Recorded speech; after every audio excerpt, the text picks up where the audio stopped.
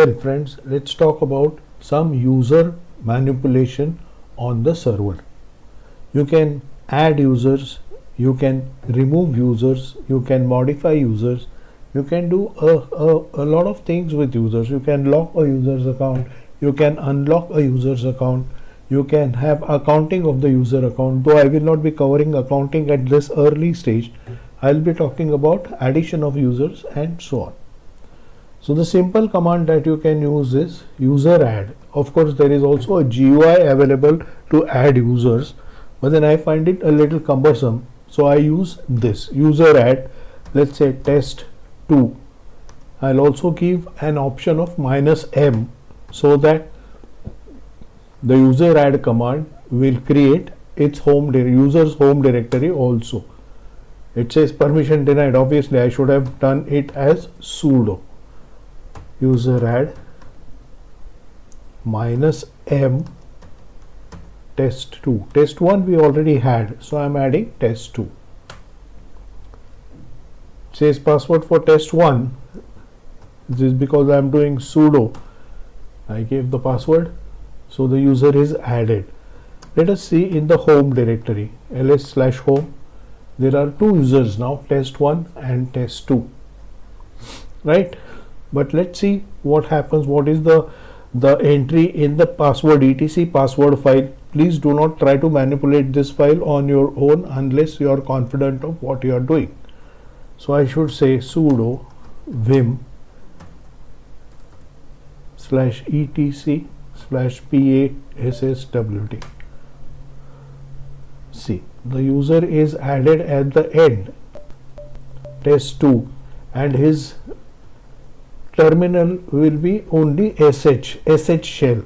So I would modify this to bash because we need bash shell. Bash is one of the best shells available. There are a lot of shells available on Linux system, but I prefer bash, so I have made it bin bash. Now this can be done also in an automated way. For that we will have to modify sudo vim /etc defaults /user add.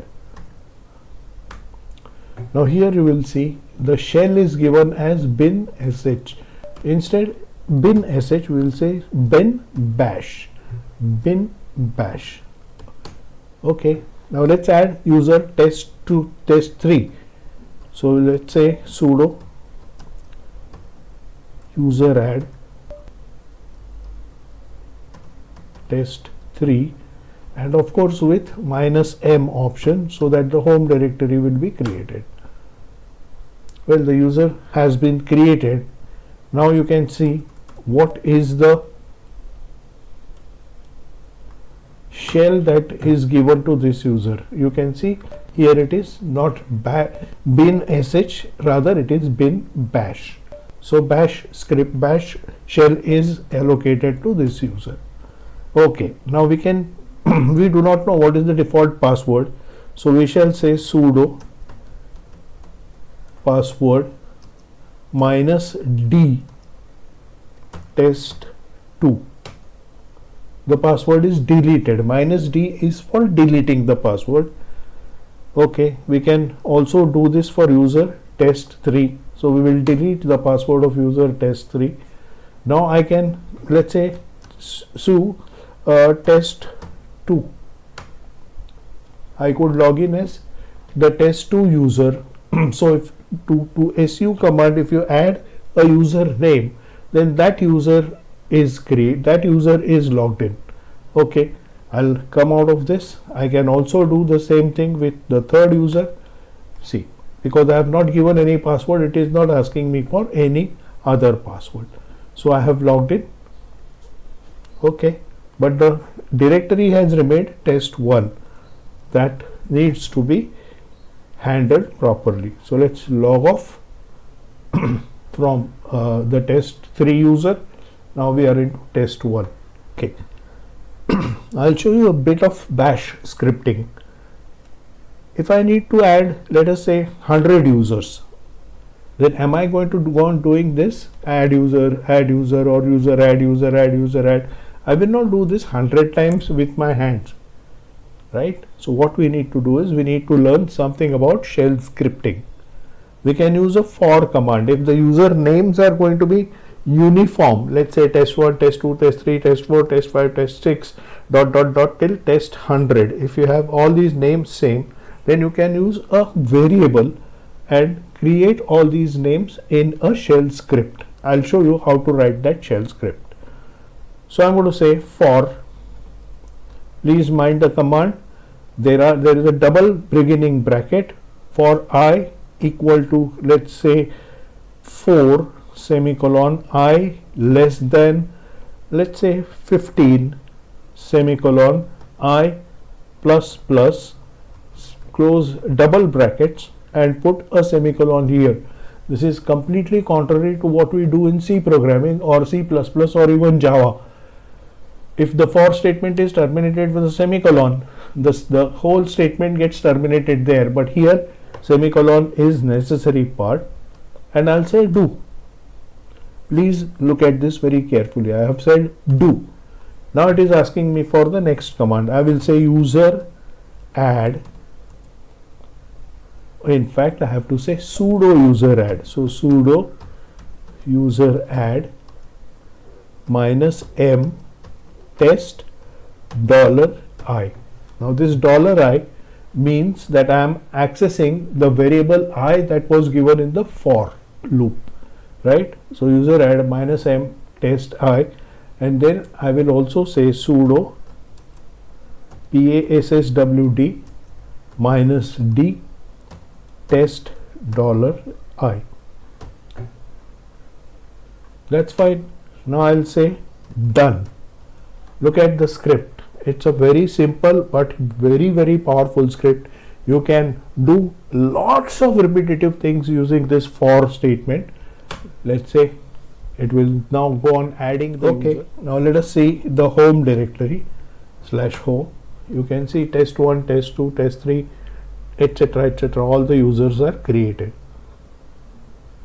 Now a simple way to check that all these users are really created, we can say SSH, let's say test 10 at 192.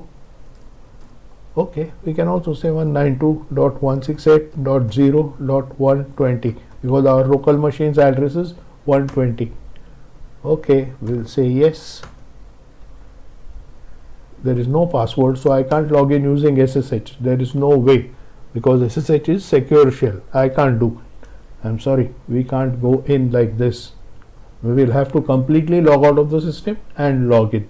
Otherwise, you will have to set password. So let's say sudo password. The user was test 10. Test 10. I'll give a simple password. 1 2 3 4 5 6. 1 2 3 4 5 6. Now you will see that it says the password is shorter than 8 characters.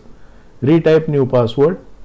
Password updated successfully. I have given a password 1 2 3 4 5 6, which is just 6 characters, not 8 characters. But I was a root. I was sudo. Yeah. So I was the whole and soul of this system. So when I said do this, it did this. So now let us try to log in as test 10. We will say password is 1 2 3 4 5 6. Now you will see that we are able to log in. Yes, we have logged in to the system. That's it. How to add users. That's not very difficult. We'll say Control D. We will log out. Now let's say let's say ls/home -l H. H always stands for human readable format. Okay, so you can see test 1, test 2, test 3, and all these users created up to 15 users, and these are their home directory. Now we will see. Now if I want to remove the users, what should I do? It is as simple as sudo user del, let's say test 14. We want to delete this user. Now I should be able to see this home directory of user test14 present in the home directory. You can see test14 is very much present in the second row, third column. Test14 directory is still present. I had not deleted the directory, but now let us say we want to delete user test13 and I want to completely remove this user. Now see, the difference now is ls minus l h, let's say /home. You will see user 13 is absent from here. User 13's home directory is also not here. That's because we had given that last option -r. This deletes the user completely and this also removes his home directory. Now it is very useful to keep the user's home directory. Say for example, in a particular company, a particular user was doing some work, he leaves, so his user is deleted, but when the new user comes, his user is created and he is given access to the previous directory or the previous user's directory. If it is something like a student who passes out from the final year and his login is to be removed, then it can be removed with -r option. So this is how the user can be deleted. Users can be added. Now if you want to lock some user, out, you can say sudo password -l, l is lock, / oh, we don't need slash here, -l, we will say let's say test 10. So test 10 is locked now. We had given a password to test 10, right? So let us say ssh